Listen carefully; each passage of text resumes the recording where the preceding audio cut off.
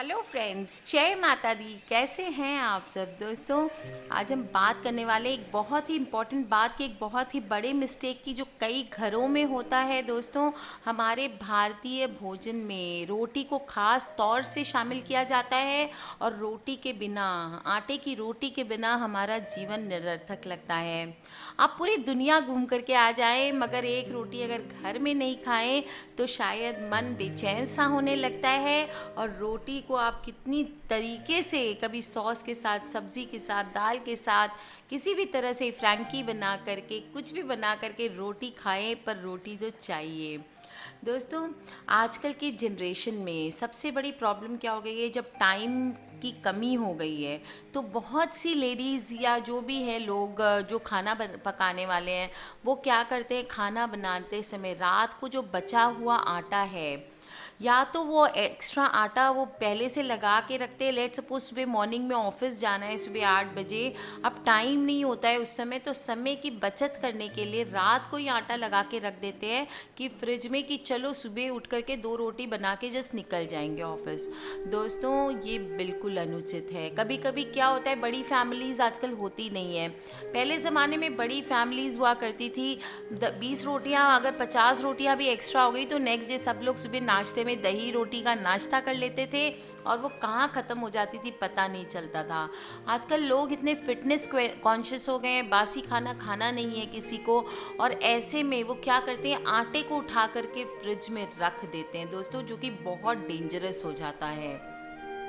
रात को बचा हुआ जो एक्स्ट्रा आटा होता है, गोल लोई बना करके उसको रखते हैं और उसका प्रयोग अगले दिन तक करते हैं।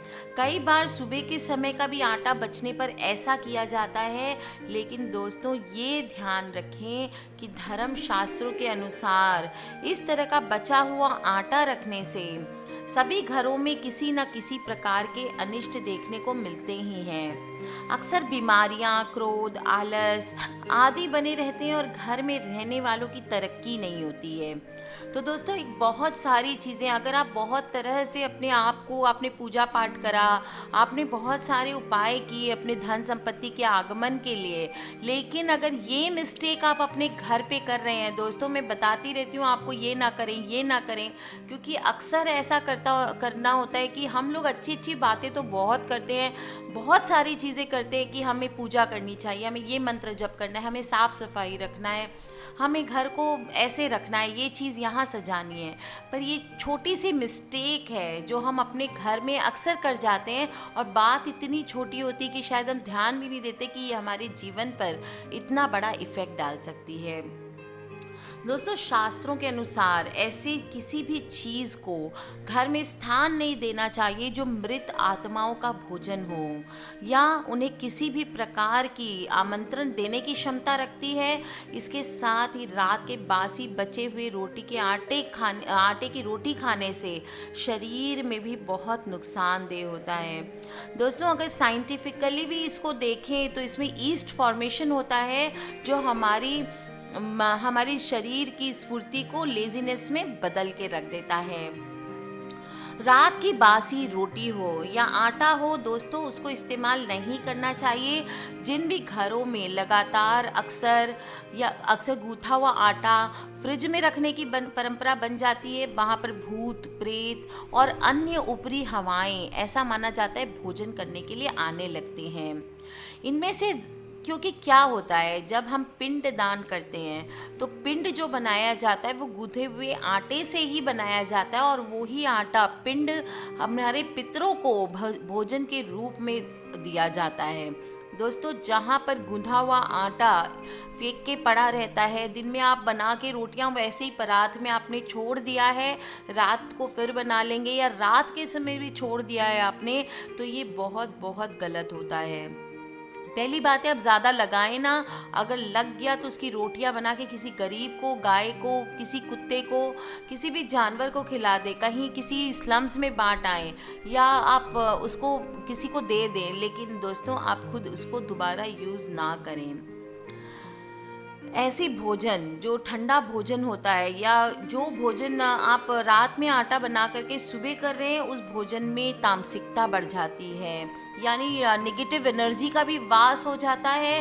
और इस आटे से रोटी बनाना शरीर के लिए बहुत बहुत नुकसानदेह होता है, शरीर को रोगों का घर बना देता है दोस्तों। और जबकि ताज़ा बने हुए भोजन से जब आप ऑफिस जाते हैं, आपको दिन भर लेजीनेस रहता है। अगर आपने बासी आटे की रोटी खाई होगी या बासी रोटी खाई होगी और आप एक सुबह सुबह की फ्रेश गरम बनी हुई रोटी खाएंगे, दोनों में स्फूर्ति में, शक्ति में और स्वास्थ्य में आप देखेंगे धीरे धीरे अंतर आ जाता है। दोस्तों, यही सब चीज़ें हैं, ये छोटे से कारण हैं उन जिसकी वजह से माना जाता है कि घर में रात को आटा नहीं रखना चाहिए। इसका वैज्ञानिक रूप अगर हम देखें तो पहले से पका हुआ खाना या काफ़ी घंटों पहले गुथा हुआ आटा जब फ्रिज से निकाला जाता है तो फ्रिज की ठंडक के बावजूद बासी वो हो ही जाता है। ऐसे आटे से बनी रोटी खाना सेहत के लिए ठीक नहीं होता और छोटे छोटे रोग हो जाना परिवार के लिए सामान्य सी बात हो जाती है।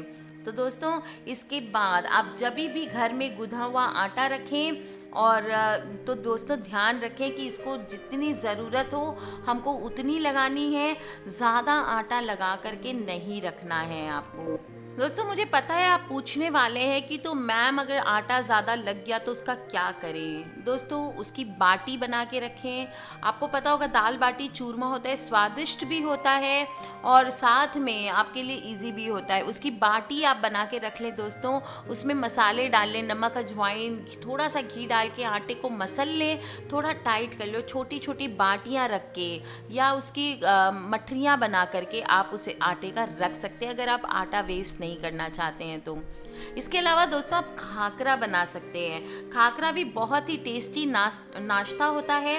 उसमें क्या क्या लगता है, आपका गेहूं का आटा आपने डाला हुआ ही होता है, थोड़ी सी कस्तूरी मेथी, थोड़ा अजवाइन, हींग, हल्दी पाउडर, जीरा पाउडर, थोड़ी सी लाल मिर्च पाउडर, हरी मिर्च, ये सब आप डाल करके आटे को मसल लें और फिर एकदम बिल्कुल पतली पतली पूरियां बना करके उसको तवे को गरम कर ले पहले और बिल्कुल पतले बेले हुए खाकरे को तवे पर डाल दीजिए।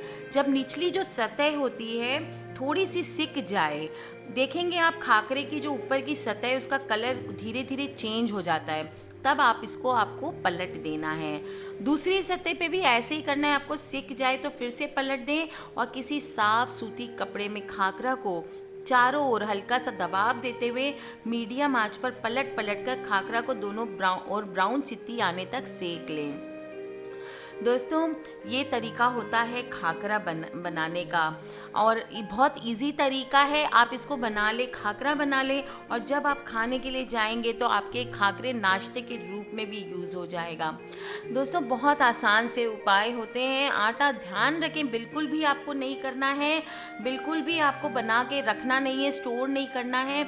इसके अलावा भी कुछ चीज़ें होती है जो माना जाता है फ्रिज में नहीं रखने चाहिए। इसमें से एक होते हैं टमाटर।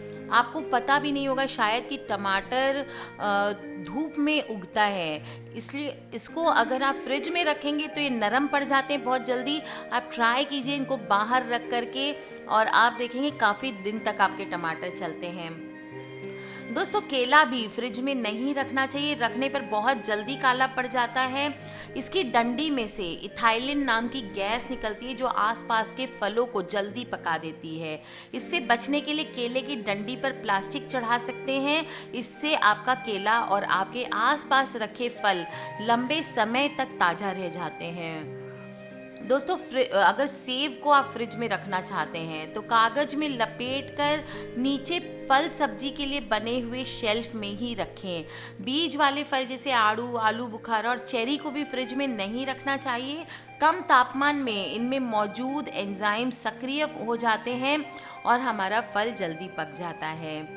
दोस्तों, साइट्रिक एसिड वाला फल जैसे कि नींबू और संतरा भी फ्रिज की ठंडक को बर्दाश्त नहीं कर पाते हैं। इनके छिलके पर दाग पड़ने लगते हैं और स्वाद पर असर होता है। फ्रिज में रखने से इन फलों का रस सूख जाता है। दोस्तों खीरा, गर्मी के मौसम में लोग खीरा खाना पसंद करते हैं, लेकिन 2 या 3 दिन से ज़्यादा फ्रिज में खीरा टिक नहीं पाता है। इसको बाहर रखें, लेकिन इथाइलिन गैस छोड़ने वाले केले और टमाटर से अलग। इन सभी फलों के लिए रसोई में एक रैक रख सकते हैं। हर शेल्फ पर अलग फल रखें ताकि एक दूसरे को वो नुकसान ना पहुंचाएं। दोस्तों काटने के बाद तो तरबूज और खरबूजे को फ्रिज में रखना ही होगा, लेकिन उससे पहले ऐसा ना करें। इन फलों में भारी मात्रा में एंटीऑक्सीडेंट्स होते हैं जो फ्रिज में रखने से खराब हो जाते हैं। खीरा, तरबूज, खरबूजा खाने से पहले थोड़ी देर पहले सिर्फ फ्रिज में रखें। दोस्तों आलू फ्रिज में रखने से स्टार्च में बदल जाता है, चीनी में बदल जाता है और इसके स्वाद पे असर पड़ता है।